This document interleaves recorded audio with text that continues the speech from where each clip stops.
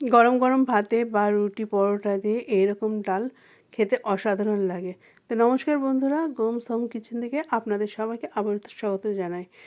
তো চলুন আর দেরি না করে দেখা যাক কী কী লেগেছে আমার। প্রথমে ডিম নিয়ে নিয়েছি।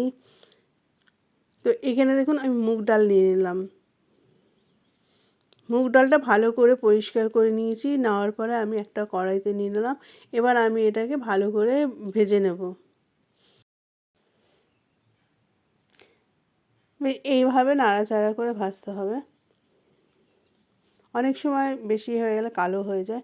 তো দেখুন আমার প্রায় ভাজা হয়ে গেছে। তো এবার আমি জল দিয়ে ডালটাকে বেশ কিছুক্ষণের জন্য ভিজিয়ে রাখবো। আমি আধ ঘন্টা মতো ডালটাকে ভিজিয়ে নিয়েছি। এবার ভালো করে ধুয়ে ডালটাকে আমি প্রেসার কুকারে দিয়ে নেব। দুটো সিটি দিয়ে আমি সেদ্ধ করে নেব। তাতে সময়টা কম লাগবে আর মানে গলবেও সুন্দরভাবে। তো বেশ কিছুটা জল দিয়ে দিলাম। তাতে দেখেছেন আমি হলুদ টলুদ কিছু দিইনি। আর এইখানে আমার ডিমগুলো সেদ্ধ হয়ে গেছে। ডিমগুলো আমি পরিষ্কার করে নিলাম। আর এইদিকে ডালটাও হয়ে গেছে। এবার আমি গ্যাসটা অফ করে ডালটা কিছুক্ষণের জন্য রেখে দেবো। তো ডিমটাকে আমি ছাড়িয়ে নিয়ে এইভাবে একটু কেটে কেটে নিচ্ছি।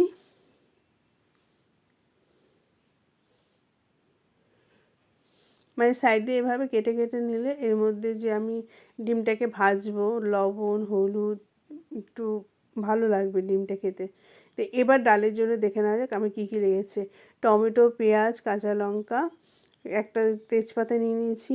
আর প্রতিদিনকার রোজকার যে মশলা থাকে সেই মশলাগুলো আমি নিয়ে নিয়েছি। আর এদিকে ডিমে দেখতে পাচ্ছ আমি হলুদ আর কাশ্মীরি লাল লঙ্কা লবণ দিয়ে রেখে দিলাম। এবার ডালটাও দেখা যাক কীরকম সেদ্ধ হলো। তো ডালটা খুব ভালো মতনই সেদ্ধ হয়ে গেছে। তো আমি কড়াইতে তেল নিয়ে নিচ্ছি, সর্ষের তেল। তো তেলটা গরম করে নিলাম। এবার আমি ডিমগুলোকে সব ভেজে নেব।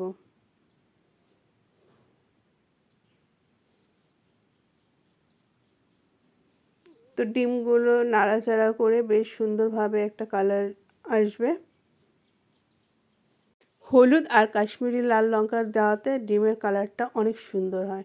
তো এদিকে ডালটাও আমি অন্য একটা পাত্রে ঢেলে নিয়েছি। এবার এটাকে আমি একটু নাড়িয়ে নেব, তাহলে একদম গলে যাবে। তো ডিমটাও আমার ভাজা হয়ে গেছে, তা আমি তুলে নিচ্ছি।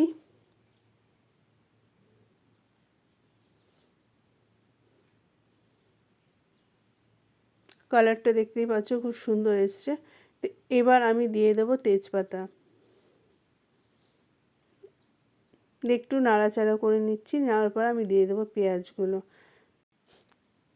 তো পেঁয়াজগুলো দেওয়ার পরে একটু নাড়াচাড়া করে নিতে হবে, যাতে পেঁয়াজগুলো একটু তাড়াতাড়ি ভাজা ভাজা আর নরম হয়ে যায়।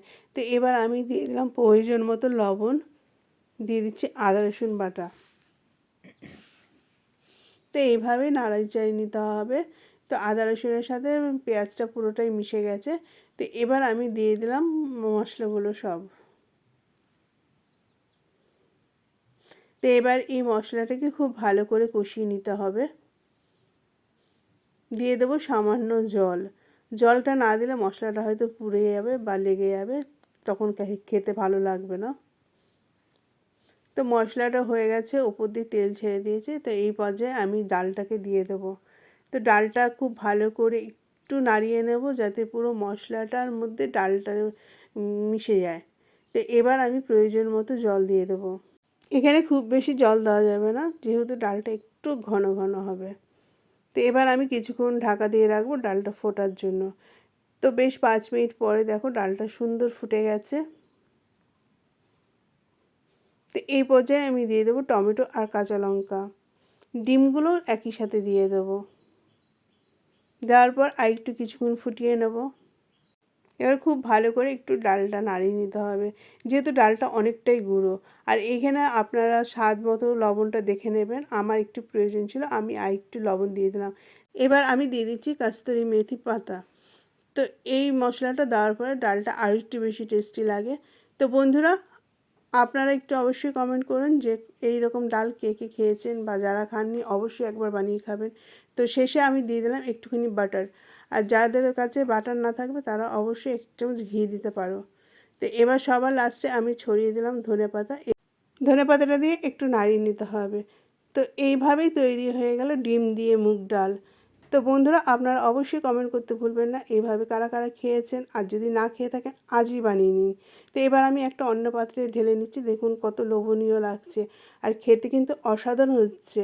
আপনারা কিন্তু কমেন্ট করতে ভুলবেন না। নতুন নতুন রেসিপি দেখার জন্য আমার চ্যানেলটিকে আজই সাবস্ক্রাইব করে রাখুন। আমি এইরকম ঘরোয়া ছোট ছোট রেসিপি শেয়ার করে থাকি।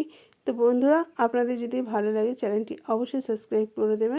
খুব অল্প উপকরণ দিয়ে ডিম দিয়ে মুগ ডালের এই রেসিপিটা কেমন লাগলো অবশ্যই কমেন্ট করবেন। কমেন্ট করতে কিন্তু ভুলবেন না।